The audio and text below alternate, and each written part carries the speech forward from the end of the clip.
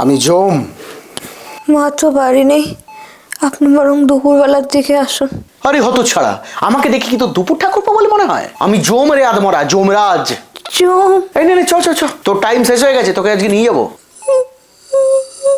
এই মরে যাওয়ার কান্নাকাটি করছিস কেন? একে লেডিস মানুষের চোখের জল আমার হার্টে পেন দেয়। চট করে বলতো তোর শেষ ইচ্ছেটা কি? একটাই ইচ্ছে জমবাবু, অগাস্ট মাসের 9 তারিখে যে মেয়েটিকে মেরে দেওয়া হলো তার সঠিক বিচারটা দেখে যেতে চাই, আর কেন মেরে দেওয়া হলো সেটাও জানতে চাই। বুঝলি মা, আমার মনে হয় আমার গণনায় না কিছু ভুল হয়েছে। আমি এইমাত্র গণনা করে ঠিক বুঝতে পারছি তুই অমরত্ব লাভ করেছিস। হ্যাঁ, আমি আজকে চলি। কি বলিস? হ্যাঁ, কিন্তু শুনুন না, হ্যাঁ, যাকে দোষী সাব্যস্ত করা হলো সেই কি আসল দোষী? এসব জেনে কি হবে? তুই না অমরত্ব লাভ করেছিস, এনজয় কর। আপনি বাঁচলে বাপের নাম। শুধু একটা কথা মাথায় ভালো করে ঢুকিয়ে নে, তোরা প্রতিবাদী করিস আর লেজ গুটিয়ে পালিয়েই যাস, কিচ্ছুতে কিচ্ছু হবে না।